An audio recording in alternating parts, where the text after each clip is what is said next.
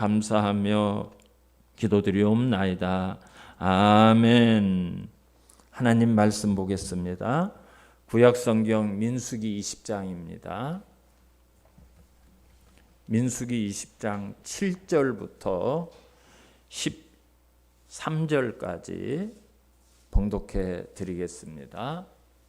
민수기 20장 7절부터 13절까지입니다.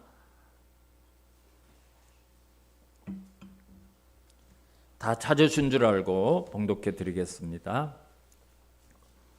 여호와께서 모세에게 말씀하여 이르시되 지팡이를 가지고 내 형 아론과 함께 회중을 모으고 그들의 목전에서 너희는 반석에게 명령하여 물을 내라 하라. 내가 그 반석이 물을 내게 하여 회중과 그들의 짐승에게 마시게 할지니라.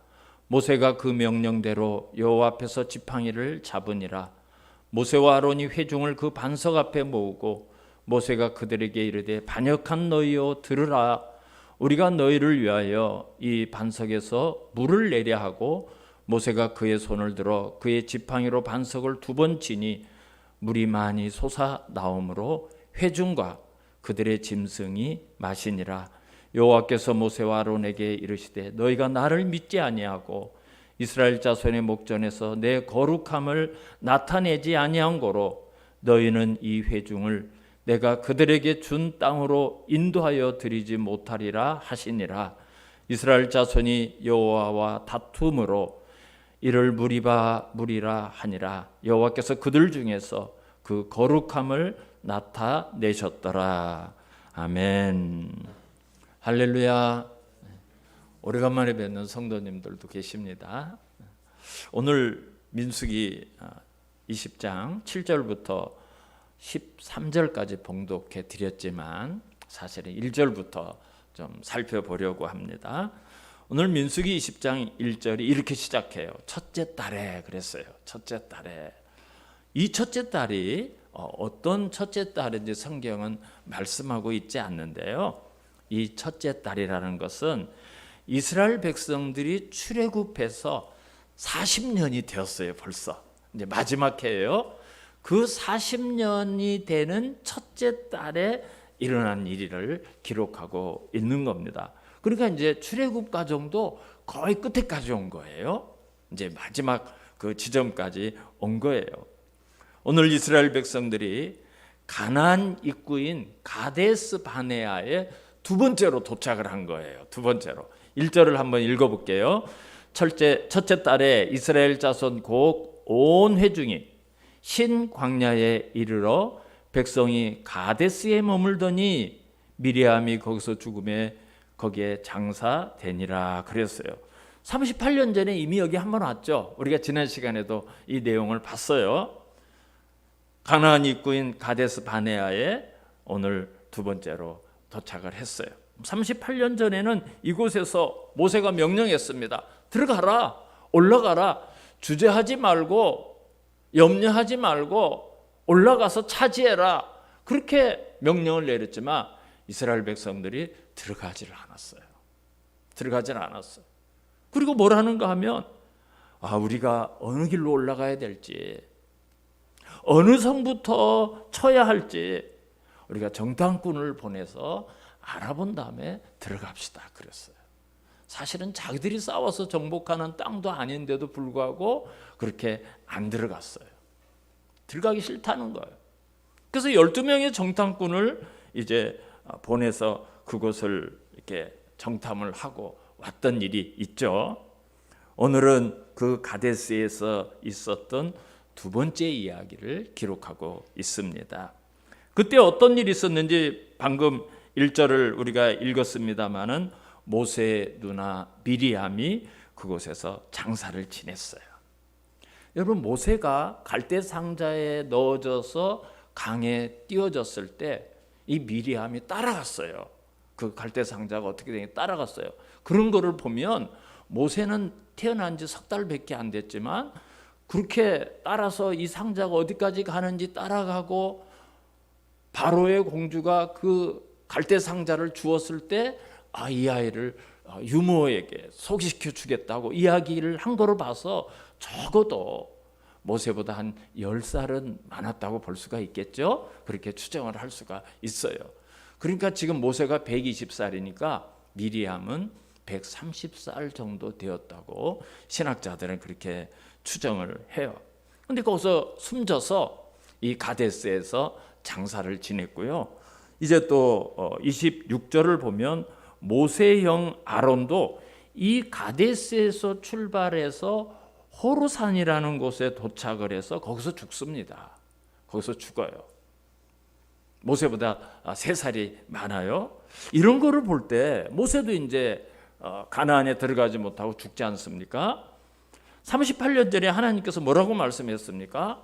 이스라엘 백성들에게 이 가데스에서 여호수아와 갈렙 외에 20세 이상 된 성인들은 가나안에 들어가지 못하고 광야에서 다 죽으리라 그랬죠. 그 말씀이 이렇게 이루어지고 있다는 것을 우리가 이제 알 수가 있어요. 근데 이 가데스에서 또 다른 문제가 생겼어요. 어떤 문제가 생겼는지 2절을 보면 회중이 물이 없으므로 모세와 아론에게 모여드니라 그랬습니다. 물이 떨어졌어요. 물이 떨어졌어요. 그래서 모세와 아론에게 백성들이 막 몰려왔어요. 여러분, 이곳에서 38년 전에 하나님을 믿지 못하고 하나님을 대적하다가 40년을 채워서 광야를 돌았는데, 그러니까 그때부터 38년 동안 광야 학교를 다녔어요. 그죠? 이스라엘 백성이 광야에서 하나님을 어떤 하나님인가 또 여러 가지 경험을 하면서 훈련을 받았어요. 얼마나 신앙이 성장했을까요? 이스라엘 백성들이 오늘 물이 떨어졌어요. 얼마나 신앙이 성장하고 그들이 또 좋은 믿음을 가지게 되었는지 우리 한번 확인을 해볼 필요가 있어요. 3절을 이제 한번 보겠습니다. 3절부터 5절까지 제가 읽어드릴게요. 한번 눈으로 따라오시기 바랍니다. 백성이 모세와 다투어 말하여 이르되 우리 형제들이 여호와 앞에서 죽을 때 우리도 죽었더라면 좋을 뻔하였도다. 너희가 어찌하여 여호와의 회중을 이 광야로 인도하여 우리와 우리 짐승이 다 여기서 죽게 하느냐? 너희가 어찌하여 우리를 애굽에서 나오게 하여 이 나쁜 곳으로 인도하였느냐? 이곳에는 파종할 곳이 없고 무화과도 없고 포도도 없고 석류도 없고 마실 물도 없도다. 여러분 어때요? 느낌이 어때요? 사람이 안 변하죠? 참 사람이 변한다는 게 어려워요. 사람 변하는 게 어려워요. 40년 전부터 했던 말을 오늘도 해요. 그죠? 40년 전에 했던 말들이죠, 이게. 근데 40년 전에 그 말이 오늘 똑같이 나와요. 형제들이 죽었을 때 우리도 죽었으면 좋았을 걸.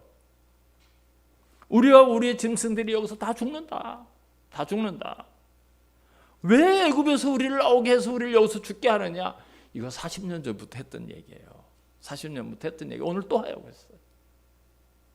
하나도 안 변했어요. 하나도 안 변했어요. 여러분 사람이 변하기가 이렇게 어려워요. 그래서 사람이 조금만 변했어도 칭찬해 주세요. 야, 장하다. 굉장하다. 정말 발전했다. 여러분 칭찬해 주셔야 돼요. 제가 신앙생활을 하면서 목회를 하면서 성도님들을 10년 이상 훈련하고 양육하고 그 성도들에게 정말 은혜를 주고 신앙을 가지려고 훈련을 해도요. 변한 거 같은데 정말 결정적일 때 여전히 똑같다는 것을 너무나 많이 봐요. 변하는 분도 있어요. 변하는 분도 있어요. 정말 대단한 거예요. 대단한. 변하려고 노력하는 분들이 있어요. 며칠 전에 제가 미국의 뉴스 인터뷰하는 거를 봤어요. 근데 그 어떤 여자분이 하나 나와서 인터뷰를 하는데 자기는 코로나 백신을 절대 안 맞겠대요. 이 백신이 어떤 상태에 있는지 또 어떤 부작용이 있는지 검증도 하나도 안 되고 나는 절대 안 맞겠습니다 하면서 거기에 뭐라고 첨언을 하는가 하면 예수님이 오셔서 맞으라 해도 나는 맞지 않겠습니다. 그래요. 예수님이 오셔서 맞으라 해도 안 맞겠대요. 그렇게 인터뷰하는 걸 봤어요. 그래서 제가 그걸 보면서 그래 맞아. 예수님이 오셔서 말씀하셔도 오늘날 그리스도인들은 안 들어. 오늘날 그리스도인은 안 믿어. 그게 우리들이고 현대의 그리스도인이야. 제가 그런 생각을 했어요. 그런 생각을 했어요. 구약 시대나 오늘이나 똑같구나. 그래서 성경이 뭐라고 말합니까? 의인은 없나니 하나도 없도다. 모든 사람이 죄를 범하였으며 하나님의 영광에 이르지 못하더니 똑같아요. 별다르지 않습니다. 저부터 시작해서 우리 인간이라는 존재가 그래요. 인간이라는 존재가. 그러나 그런 가운데도 하나님은 소수의 믿는 사람들, 정말 수만의 200만 명에 가까운 이스라엘 백성들이 있었지만 여호수아와 갈렙같이 하나님의 말씀을 그대로 믿는 그런 사람을 통해서 하나님의 역사를 만들어 가셔요. 하나님의 일을 행하시는 거예요. 그러니까 여러분, 많은 성도가 모였다 이게 중요한 게 아니에요. 거기에 몇 명이나 정말 하나님의 말씀을 믿고 그 말씀대로 살려고 하느냐, 그런 사람들을 통해서 교회가 만들어지고 하나님의 계획과 뜻이 이루어져 가는 겁니다. 우리가 그런 사람이 돼야 돼요. 그런 사람이 돼야 돼요. 물론 사람이 살아가는데 반드시 물이 필요해요. 물이 없으면 죽습니다. 죽어요. 근데 이스라엘 백성이 애굽에서 나와서 광야길을 가서 제일 먼저 떨어졌던 것이 뭔가 하면 물이 떨어졌어요. 홍해 바다를 마른 땅으로 건너서 그 벅찬 감격이 사라지기도 전에 물이 떨어진 거예요.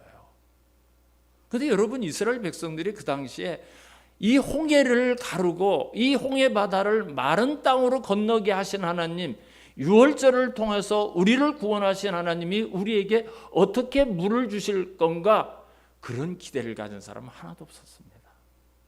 기적이 많다, 하나님이 놀라운 일을 체험하게 했다, 여러분 그게 별 도움이 안 돼요. 도움이 안 돼요. 사람들이 아우성을 칠 때 마라라는 우물을 발견하게 돼요. 그런데 그 물을 써서 못 먹었어요. 하나님이 한 나무 가지를 던지라고 명령해서 모세가 그 나무 가지를 던질 때 그 물이 변해서 쓴물이 단물이 되고, 그리고 하나님은 12개의 우물을 예비하셔서 그 우물물을 먹게 하셨어요. 그게 첫 번째로 겪었던 이스라엘 백성들입니다. 근데 그들은 언제나 문제가 생길 때마다 하나님의 능력은 기억하지 않아요. 그 문제를 가지고 하나님께 의지하고 하나님의 도우심을 구하는 것이 아니라 원망과 불평과 대적으로 일관했어요. 오늘도 본문을 보면 뭐라고 말하고 있어요? 백성이 모세와 다투어 말하여 이르되, 여러분 다투어라고 번역한 이 히브리어가 야레브라고 말하는데요, 이 단어가 가진 뜻이 뭔가 하면 분노와 불만으로 가득 차서 험악하게 말다툼했다, 이런 뜻이에요. 막 모세 멱살잡이 한 거야.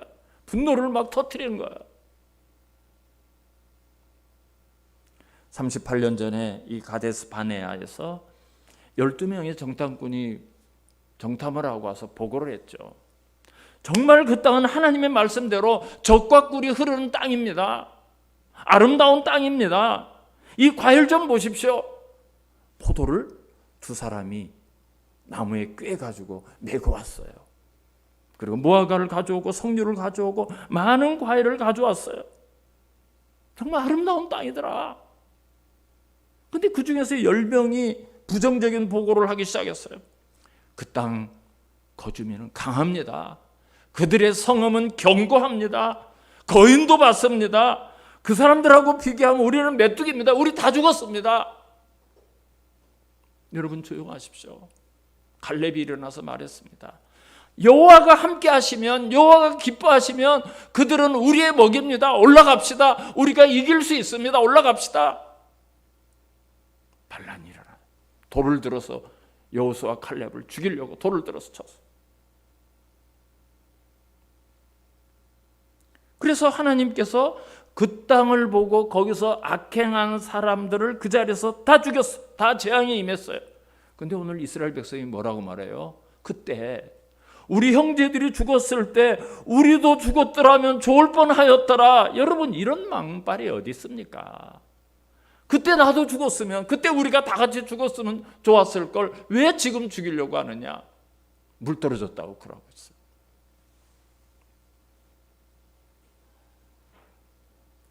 그들은 지금 인생에서 가장 중요한 목적과 방향을 잃어버린 거예요. 왜냐하면 우리가 인생을 살면서 삶의 목적이 있어야 됩니다.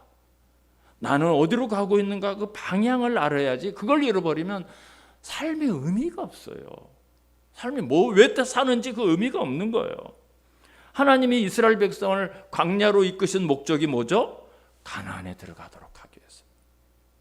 그게 목적이에요. 가나안에 들어가는 것이 광야를 가는 목적이에요. 그래서 그들의 목적지는 가나안이고, 그곳에 들어가는 것을 목표로 해서 40년을 광야를 행진한 거예요.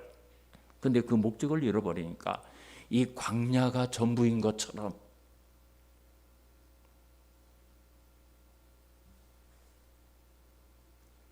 이 광야가 전부인 것처럼 가나안을 생각하지 않으니까 지금 잠시 겪는 고난이 전부인 것처럼 방향을 잃어버렸어. 방향을 잃어버렸어. 내가 지금 어디로 가는가 방향을 잃어버려. 사랑하는 성도 여러분, 우리 인생도 마찬가지예요. 나는 지금 어디를 향해서 가고 있는가? 신앙생활의 목적지가 어딘가? 이거 분명히 아셔야 돼요. 그래 소망이 있어요. 그래 소망이 있어요. 내가 가야 할 목적지가 어딘가 그걸 잃어버리면 안 됩니다. 우리가 가야 할 그곳은 이 땅이 아니죠. 우리 주님이 야 너희들을 위해서 예배하러 간다 그랬어요. 그 집이 우리가 가야 될 목적지야. 최종 목적지야. 거기를 향해서 가는 거예요. 방향이. 그걸 잃어버리면 여러분 삶을 왜 사는지 그걸 잃어버리는 겁니다. 이스라엘은 목적지가 가나안인데 지금 가데스라는 가나안 입구에 서가지고 그걸 몰라요. 그걸 모르고 광야만 보는 거예요. 눈에 보이는 것만 보니까 원망이 나오고 불평이 나오고 하나님을 대적하는 거죠. 사도 바울은 내가 그리스도 예수께 잡힌 바 된 그것을 잡으려고 달려가노라 그랬어요. 달려가는 목적이 분명했어요. 뒤에 있는 것은 잊어버리고 앞에 있는 것을 잡으려고 표대를 향하여 그리스도 예수 안에서 하나님이 위에서 부르신 부름의 상을 달려가노라 그랬어요. 여러분 바울은 이런 분명한 목표, 가야 될 표대가 있었기 때문에 고난을 만나고 시련을 만나고 여러 가지 죽음에 이르는 그런 상황을 만나도 두렵지가 않은 거예요. 그게 분명하니까, 표대가 분명하니까. 이 땅은 우리가 잠시 머물다 가는 것이고 잠시 광야 같은 길을 걸어가는 거예요. 근데 이 광야가 전부인 것처럼 방향을 잃고 목적을 잃어버리면 인생이 실패하는 거죠. 여러분 광야는 당연히 물이 없어요. 물이 부족해요. 물 찾기가 어려워요. 근데 40년 동안 그들이 시냇가를 갔습니까? 아니면 우물만 있는 곳으로 갔습니까? 그래도 그 목말라 죽은 사람 하나도 없어요. 하나님이 때를 따라서 공급해 주시니까 40년의 길을 걸어서 여기까지 온 거예요. 근데 가데스에 물이 없다고 우리 형제들이 죽었을 때 우리가 죽었으면 좋았을 걸. 지금 그런 넋두리를 하고 있어요. 그건 지금까지 인도하시고 지금까지 물을 공급해 주시고 양식을 공급해 주신 하나님에 대한 배반이요 대적입니다. 사실은 그들도 그때 다 죽었어야 돼요. 몇 번 죽을 고비가 있었어요. 그런데 하나님이 자비하심으로 하나님이 또 긍휼을 베풀어 주셔서 또 용서하시고 여기까지 온 거예요. 그런데 그때 죽었으면 좋았을 걸. 이게 말도 안 되는 이야기. 말도 안 되는 이야기. 출애굽기 2장 23절을 보면 이렇게 기록하고 있어요. 이스라엘 자손은 고된 노동으로 말미암아 탄식하며 부르짖으니 그 고된 노동으로 말미암아 부르짖는 소리가 하나님께 상달된지라 그랬어요. 이스라엘 백성이 애굽에 있을 때 얼마나 힘들었는지 하나님 앞에 막 부르짖는 소리가 하나님 앞에 상달되었다 그랬어요. 그리고 아들을 낳으면 어떻게 했죠? 강에 버려서 죽였어요. 그게 애굽에 있었을 때에 그들이 당했던 삶이에요. 근데 뭐라고 말하는지 4절을 한번 보세요. 너희가 어찌하여 여호와의 회중을 이 광야로 인도하여 우리와 우리 짐승이 다 여기서 죽게 하느냐? 하나님이 광야에 죽으려고 이들을 이끌어 왔습니까?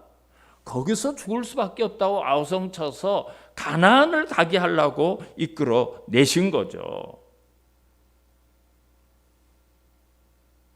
그런데도 40년 동안 이 불평이 반복돼요. 애굽에 있었더라면, 애굽이 더 좋았는데, 애굽에서는 구원받기 전에 내가 어떠했는가? 그거를 잃어버리니까 이런 불평이 나오는 거예요. 그래서 여러분, 감사가 중요해요. 감사를 자꾸 하면 은혜를 받아요. 그리고 또 감사하게 되고요. 이 감사가 계속 속에서 우러나면 원망이 없고 불평이 없고 불만이 없어요. 감사가 없으면요, 그 자리에 불평, 불만, 원망밖에 안 남아요. 그래서 우리는 내가 일할 수 있으면 그것이 좀 부족해도 그걸 감사해야 돼요. 내가 건강한 거 감사해야 돼요. 여러분, 이거 쓰러지는 거, 건강 잃는 거 한순간이에요. 누구도 장담 못해요. 누구도 장담 못해요.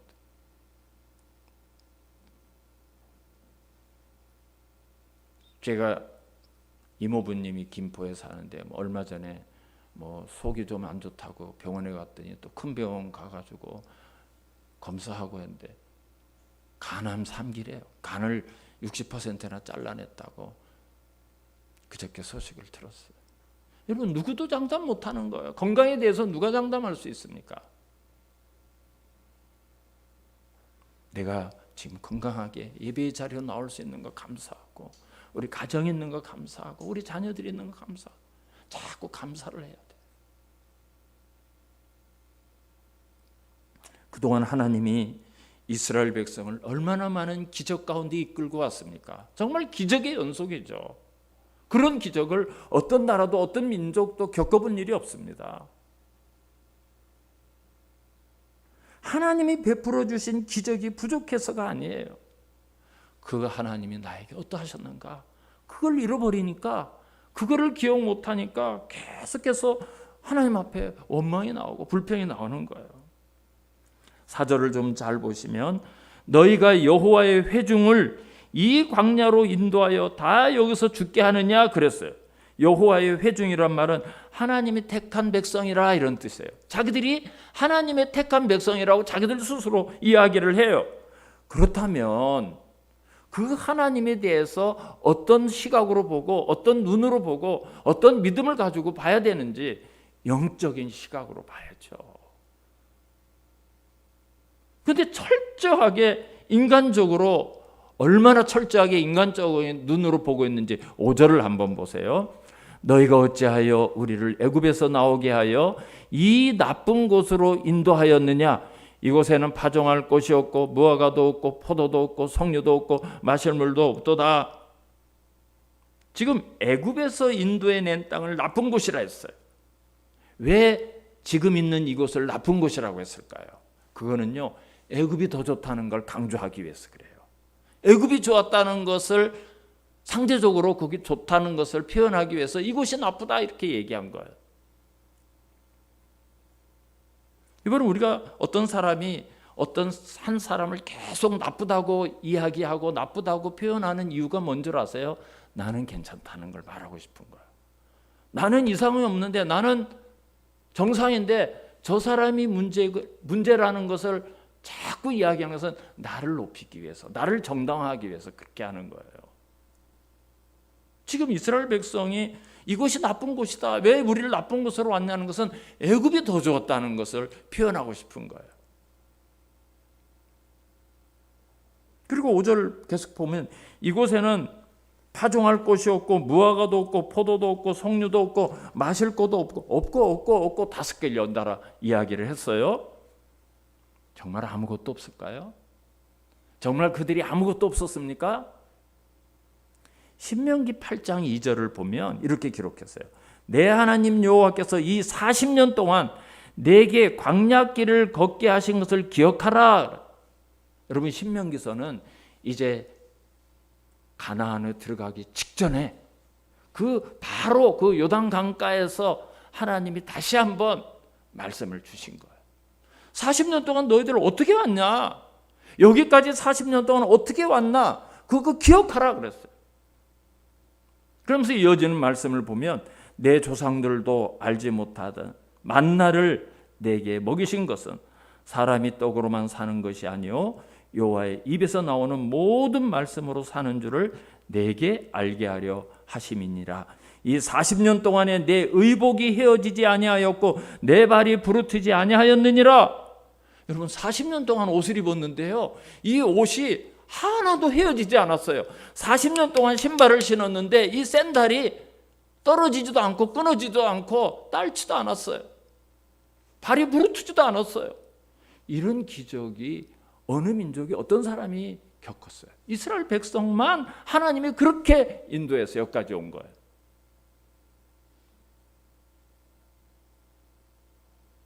뭐가 부족해? 뭐가 부족해? 그리고 12명의 정탐꾼들이 38년 전에 보고 와서 뭐라고 보고를 했어요? 거긴 정말 젖과 꿀이 흐르는 땅입니다. 과일을 들고 왔어요. 과일을. 석류를 가져오고 무화과 나무를 가져오고 포도를 가져오고 거기서 있는 과일을 가져와서 아름다운 땅입니다. 그런데 오늘 인간적인 눈으로 광야만 보고 없더라. 아무것도 없더라. 아무것도 없더라.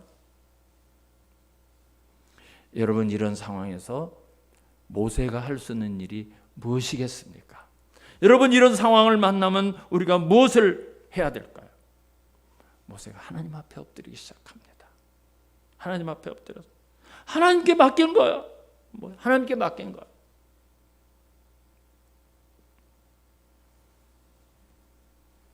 6절 말씀을 보겠습니다. 모세와 아론이 회중 앞을 떠나 회막문에 이르러 엎드림에 여호와의 영광이 그들에게 나타나며 여호와께서 모세에게 말씀하여 이르시되, 하나님의 말씀이 엎드린 모세에게 임했습니다. 여러분, 우리가 배워야 될 자세예요.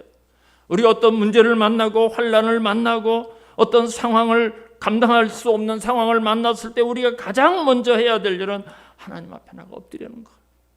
하나님, 이 문제를 가지고 왔습니다. 내가 도저히 감당할 수 없습니다. 하나님 앞에 내려놓는 거예요. 시편 50편 15절을 보면 환난 날에 나를 부르라. 내가 너를 건지리니 내가 나를 영화롭게 하리로다 그랬어요. 나 불러라. 하나님, 나 불러라. 내가 너를 건지고 그 환난이 아니라 오히려 너를 영화롭게 하게 만들 것이다. 하나님의 명령은 아주 간단했어요. 하나님의 명령 간단해. 8절을 보니까 지팡이를 가지고 내 형 아론과 함께 회중을 모으고 그들의 목전에서 너희는 반석에게 명령하여 물을 내라 하라.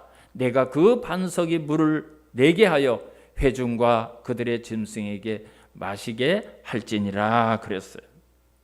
지팡이를 들고 반석으로 가서 물을 내라고 반석에서 명령하래요.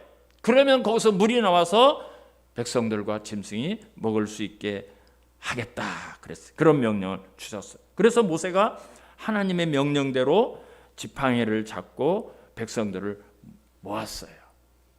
10절이 그 내용이죠. 10절을 한번 보겠습니다. 모세와 아론이 회중을 그 반석 앞에 모으고 모세가 그들에게 이르되, 반역한 너희여 들으라.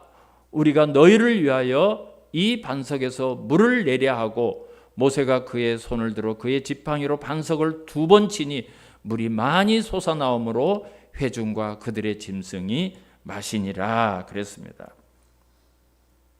여러분, 모세가 백성을 모으고 하나님의 명령은 뭐였죠?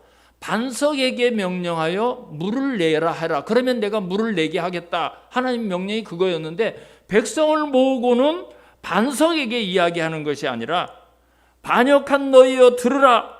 우리가 너희를 위하여 이 반석에서 물을 내려 하고 모세가 손을 들어서 지팡이로 반석을 2번 쳤어요. 하나님의 말씀이 한 것과 다르게 행동했죠. 하나님 말씀한 것과. 모세는 백성을 모으는 순간 가슴 속에 있는 분노가 막 터져 나온 거야. 감정을 주체하지 못한 거야. 근데 하나님은 백성을 모으고 야 네가 훈계하고 백성들을 책망하고 꾸짖고 혼을 좀 내줘라 그런 거 아니었어요. 백성을 모아서 반석에게 명령을 하면 그 반석에서 물이 나와서 백성들을 먹게 하겠다. 그게 하나님의 명령이고 하나님의 계획이고 하나님의 뜻이었어. 근데 모세는 반석에게 명령해서 물을 내는 것이 아니라 백성들에게 막 화를 쏟아내고 백성들을 책망하고 반석에게 명령하는 지팡이로 반석을 2번이나 탁탁. 모세의 혈기가 모세 속에 있는 그 백성들에 향한 그 격한 감정이 하나님의 명령을 불순종하게 했고 하나님의 영광과 하나님의 거룩함을 파괴하고 말았어요. 여러분 이건 제 생각이 아니라 하나님의 말씀이에요. 12절을 한번 보세요. 여호와께서 모세와 아론에게 이르시되 너희가 나를 믿지 아니하고 이스라엘 자손의 목전에서 내 거룩함을 나타내지 아니한 고로 너희는 이 회중을 내가 그들에게 준 땅으로 인도하여 드리지 못하리라 하시니라 그랬어요. 여러분 이 사건을 시편 106편에 시편 106편 32절에 이렇게 기록하고 있습니다. 그들이 또 무리바 물에서 여호와를 노하게 하심으로 재난이 모세에게 이르렀나니 이는 그들이 그의 뜻을 거역함으로 말미암아 모세가 그의 입술로 망령되이 말하였음이로다 그랬어요. 모세에게 재난이 이르렀다. 이 일 때문에 모세가 망령되게 말했다는 거예요. 마치 자기가 물을 내는 것처럼 우리가 물을 내랴? 하나님이 내시고 하나님이 일하시는데 자기가 하는 것처럼 자기가 물을 주는 것처럼 그래서 모세에게 재난이 이르렀어요. 자기는 자기의 말과 자기의 행동을 통해서 하나님의 권위를 마치 자기가 하는 것처럼 여러분 하나님의 뜻은 하나님의 마음은 비록 이 백성이 또 오늘도 여전히 불평하고 원망하고 하나님을 대적하지만 그들을 불쌍히 여겨주셔서 그들의 목마름을 해결해 주시고 하나님의 끝없는 사랑, 하나님이 얼마나 오래 참으시는지, 하나님이 얼마나 거룩한 분인지, 얼마나 자비가 풍성하신 분인지 이 백성들에게 하나님의 사랑과 하나님의 자비와 하나님의 은혜를 나타내시려고 했던 거예요. 그런데 모세가 하나님의 그 사랑을, 하나님의 거룩함을, 하나님의 자비함을 다 깨버린 거예요. 파괴하고 말았어요. 하나님이 12절에서 나를 믿지 아니하고 그랬어요. 모세가 그런 행동을 한 것이 하나님을 믿지 않는 불신앙으로 인정했어요. 그래서 결국 어떻게 되었습니까? 너희는 나를 믿지 아니하고 이스라엘 자손의 목전에서 내 거룩함을 나타내지 아니한 고로 너희는 이 회중을 내가 그들에게 준 땅으로 인도하여 드리지 못하리라. 가나안에 들어가지 못한다는 거예요. 모세와 아론이 백성을 이끌고 40년 동안 고생했는데 40년 동안 애를 썼는데 가나안에 들어가는 영광을 박탈당한 거예요. 어떻게 보면 한 번의 실수 아닙니까? 그거 한 번 작은 일 아닙니까? 백성들이 한 거에 비하면 모세는 그 아무것도 아니지 않습니까? 하나님 너무하신 거 아닙니까? 이렇게 생각하실 수도 있어요. 여러분 그래서 하나님의 일을 하는 사람은 조심해야 돼요. 하나님의 일을 하는 사람은 조심해야 돼요. 자기의 혈기를 함부로 나타내서 하나님의 거룩함을 파괴하면 안 되는 거예요. 내가 하나님 대신하려면 안 되는 거예요. 사랑하는 성도 여러분, 오늘 이 사건은 아주 심오한 진리가 담겨져 있습니다. 모세가 어떤 사람이죠? 하나님으로부터 모든 율법을 받아서 백성들에게 선포한 사람이 모세예요. 그러니까 모세하면 율법을 상징하는 사람이에요. 그래서 예수님이 변화산에 있을 때 모세와 엘리야가 같이 이렇게 대화하죠. 그거는 율법을 상징하고 모든 선지자를 대표하는 사람이 예수님을 만나서 십자가에 대해서 이야기하는 거예요. 모세가 그런 사람이에요. 근데 그런 율법의 상징인 모세가 가나안에 들어가지 못하고 광야에서 죽습니다. 광야에서 죽어요. 가나안을 못 들어가요. 이것은 우리 인간이 누구라도 어떤 사람이라도 모세라도 율법을 통해서는 결코 새하늘과 새 땅 가나안에 들어가지 못한다는 것을 말씀하는 거예요. 누구라도 모세라도 그 율법을 받아서 그 율법을 집행한 그 모세라도 율법을 가지고는 거기 못 들어가는 거예요. 바울은 고린도전서 10장에서 우리 조상들이 다 같은 신령한 음식을 먹고 신령한 음료를 신령한 반석으로부터 마셨으니 그 반석은 곧 그리스도시라 그랬어요. 그러니까 이 물을 공급해 준 이 반석이 예수 그리스도를 상징하는 거라는 거죠. 바울이 그렇게 얘기했어요.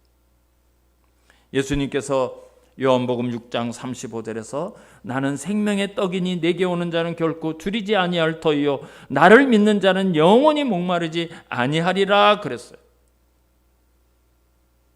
예수님 자체가 생명의 떡이에요. 예수님 자체가 영원히 목마르지 않는 생수예요. 그래서 예수님이 내가 곧 길이요 진리요 생명이니 나로 말미암지 않고는 아버지께로 올 자가 없느니라고 말씀하신 거예요. 결국 우리의 구원은 예수 그리스도 그분밖에 없어요. 예수 그리스도 그분만 우리의 길이요 진리요 생명입니다. 그걸 말하고 싶은 거예요. 그걸 말하고. 율법으로 구원받는 게 아니에요. 그래서 우리가 예수 믿는 것이 얼마나 큰 축복이고 얼마나 큰 은혜인가를 여러분 아셔야 돼요. 우리가 이스라엘 백성들처럼 눈에 보이는 것만 보고 영적인 눈으로 보지 못할 때가 많이 있어요. 여러분 그리스도인은 모든 상황을 믿음의 눈으로 봐야 돼요.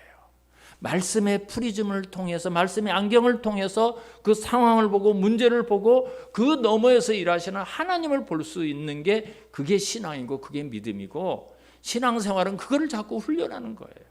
자꾸 그걸 훈련하는 거예요. 그리고 우리가 여러 가지 모양으로 주님의 일을 합니다. 한순간 잘못 혈기를 부리면 잘못 감정을 다스리지 못하면 마치 내가 일하는 것처럼 내가 하는 것처럼 하나님의 영광과 거룩함과 하나님의 사랑을 깨트릴 수가 있어요. 언제나 우리는 그 심령의 옷깃을 염해야 돼요. 돌아볼 수 있어야 돼요. 하나님이 그건 기뻐하지 않습니다. 언제나 겸손을 잃어버리지 않고 주님 앞에 서는 그날까지 저와 여러분이 주님의 온유함과 순종을 배워서 우리 모두 다 우리 주님이 예비하신 새하늘과 새 땅에 들어갈 수 있는 귀한 신앙여정 또 성도님들이 되시기를 주님의 이름으로 축원합니다.